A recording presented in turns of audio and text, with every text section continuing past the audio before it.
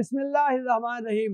آنکھ، کان اور ناک تینوں کا تعلق حلق سے ہے، اسی وجہ سے ان میں کوئی دوا ڈالی جائے تو اس کا کچھ نہ کچھ اثر حلق میں محسوس ہوتا ہے۔ کان اور ناک کے درمیان ایک نالی ہوتی ہے جسے ایوسٹیشین ٹیوب کہتے ہیں۔ یہ کان کے درمیانی حصے کو ناک کی پشت سے جوڑتی ہے۔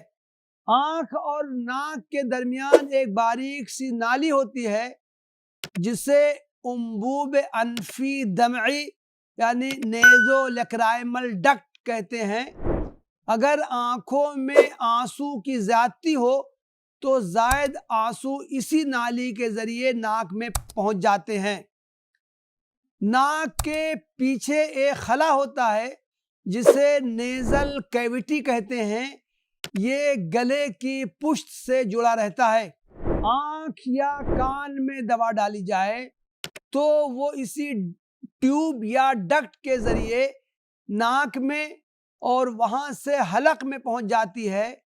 اسی طرح ناک میں دوا ڈالنے سے اس کا اثر حلق میں ظاہر ہوتا ہے۔ روزہ کی حالت میں آنکھ میں دوا ڈالنے کے سلسلے میں فقہا کا اختلاف ہے۔ احناف کے نزدیک اس سے روزہ نہیں ٹوٹے گا چاہے دوا کا اثر حلق میں محسوس ہو۔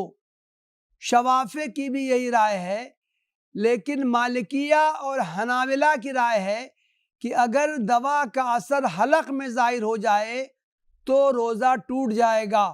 کان میں دوا ڈالنے کی صورت میں روزہ فاسد ہونے یا نہ ہونے کے بارے میں فقہا کی دونوں طرح کی رائے ہیں۔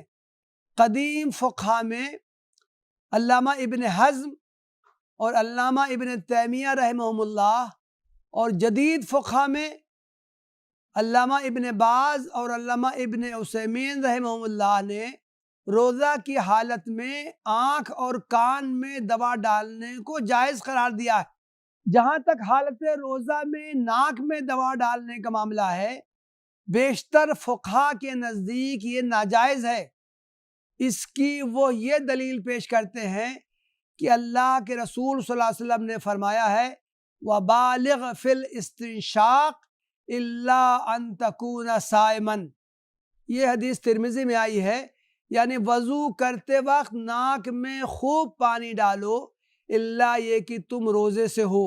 علامہ ابن حزم اور علامہ ابن تیمیہ رحمہ اللہ نے اسے بھی جائز قرار دیا ہے۔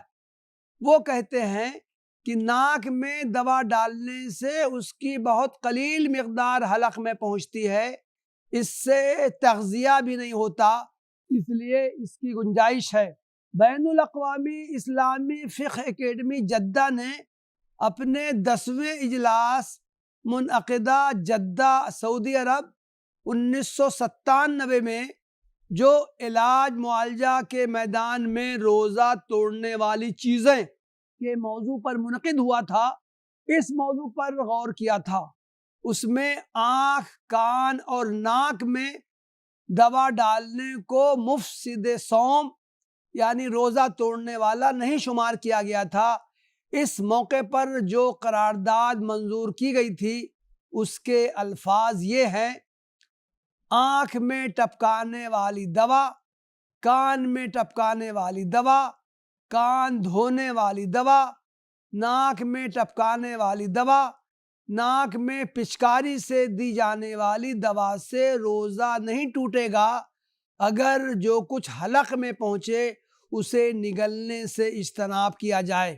ساتھ ہی یہ سفارش کی گئی تھی کہ مریض کو چاہیے کہ علاج کی مذکورہ بالا صورتوں میں سے جن کو افطار کے بعد تک مؤخر کرنے میں کوئی ضرر نہ پہنچے انہیں افطار کے بعد تک مؤخر کر دے۔ اس لیے مناسب معلوم ہوتا ہے کہ روزے کے دوران میں حتی الامکان آنکھ، کان اور ناک میں دوا ڈالنے سے گریز کیا جائے، لیکن اگر علاجی تقاضے سے مجبوراً دوا ڈالنی پڑ جائے تو اس کی گنجائش ہے، اس سے روزہ نہیں ٹوٹے گا۔ وآخر دعوانا ان الحمدللہ رب العالمین۔